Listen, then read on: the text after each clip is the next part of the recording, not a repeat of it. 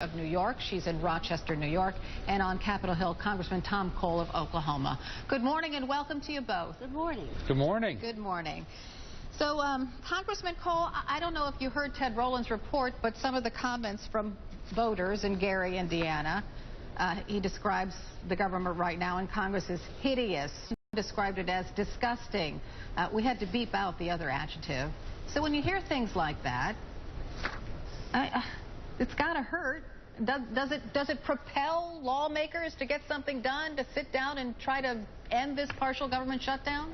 Well, I certainly hope it does, and I couldn't agree more honestly with your viewers and the people that were offering those observations. And I think you just laid out the key thing to do: sit down and get something done. And that's really what this is about right now. So far, the president, Senator Reid, have been unwilling to sit down and talk.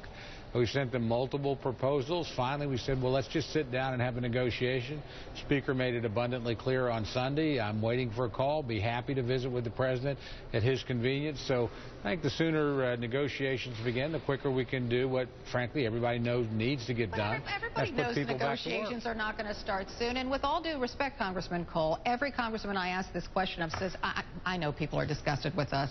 I know we have a low approval rating. I know people hate us. And I hope something happens out of it, but it never does. Well, I think actually it will. And you saw, look, we've had several things happen where we voted to put people back to work, and defense workers are back to work. So I think we'll get there, but it ought to be sooner rather than later. Congresswoman, you wanted to say? May I? Yes, I sure do. Now, Tom and I are friends, and we work together to get the Violence Against Women Act passed this year. We know how to work. But this is a self-inflicted wound. They don't want to work together. They have had two direct opportunities to vote to put the government back to work, and a procedural thing that Tom and I both know very well because it comes from the Rules Committee. Not a single Republican voted for it. Twice they have turned down the opportunity. There seems to be a thing here that if you say often enough, oh, this is terrible, and I wish I had an opportunity to fix it, that people are going to believe it. Please don't believe it. It's just absolutely isn't true. But I think you're onto something because if you look at it this way, the Washington Post says just 36 public laws have been passed by the current Congress. 36. That's it. It seems like you guys aren't doing anything. Oh, no, we're not. And one of the most well-researched pieces that I've seen was yesterday in the New York Times. This was planned since 2009, and the plotters are David Koch, former Attorney General Ed Meese, and a man from the Heritage Foundation. They don't care the government shut down. It doesn't matter if you vote to pay people retroactively if you're not going to let them come back to work now. Why would you pay them to stay home? That's what we've been going through, those kinds of bills. So Congressman Cole, I'd like him to address that, actually. I'd like Congressman Cole to address that because this is a Republican lobbying group, several of them, and they've been pouring millions and millions of dollars into efforts to get the government shut down, to force Obamacare out of existence.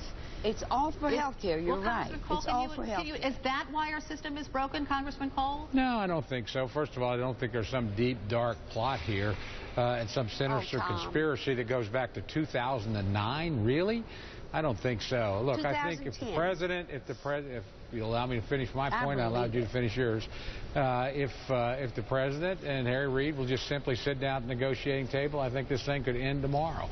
Right? It's pretty unreasonable to say you have to agree. You have to agree. Well, basically, the president said you have to do exactly what I say, and then I'll be willing to talk with you. That's not a negotiation. That's a dictation. And that's frankly where we're at right now.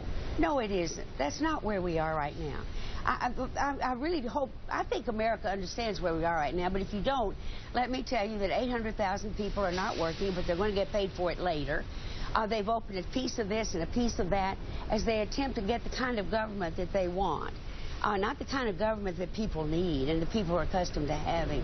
It is, again, let me say, a self-inflicted wound that could be healed this afternoon.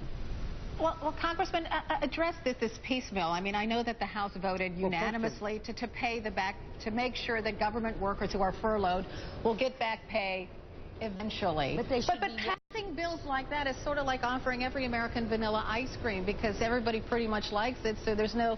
We need you guys to sit down and figure out the hard stuff, not the easy stuff. You keep hitting the right word. Sit down.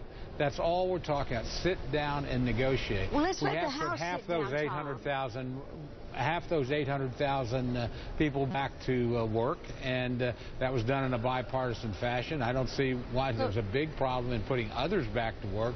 But again, if the president and the Senate would sit down, then we could start talking and get it done. The Senate did its job. All we have to do is take the Senate bill, which kept the government open, kept everybody working at the numbers that the Republican House wanted. Now, all they have to do is take that Senate bill, pass it, and it could go to the president today. All the Senate has to do is sit down and talk. That's not an unreasonable demand. No, the Senate demand. doesn't need to talk. The Senate did their job. Well, I guess they don't. If they've decided they're allowed to decide what people are going to do and not willing to discuss or debate or negotiate. Okay, on the floor of the Senate, they passed that resolution. We have to take it up and do it. We are playing some cynical game here. I tried again to cause the president a lot of grief and kill health care. Well, Congresswoman, with all due respect, the president, John Boehner, went on ABC, Sunday, and said, I just want to have a conversation, a simple conversation. And he didn't mention Obamacare so much, so why doesn't the president open the doors or pick up the phone and call John Boehner? Like, why not? That's not what he said. He said, I will not pass a debt limit, a clean debt limit. That was news. Earlier in the week, he said he would. You know, why would you pass a debt limit, which, by the way, I voted to do last time, without doing something about the deficit? I mean, it seems pretty logical to me that you would want to have something.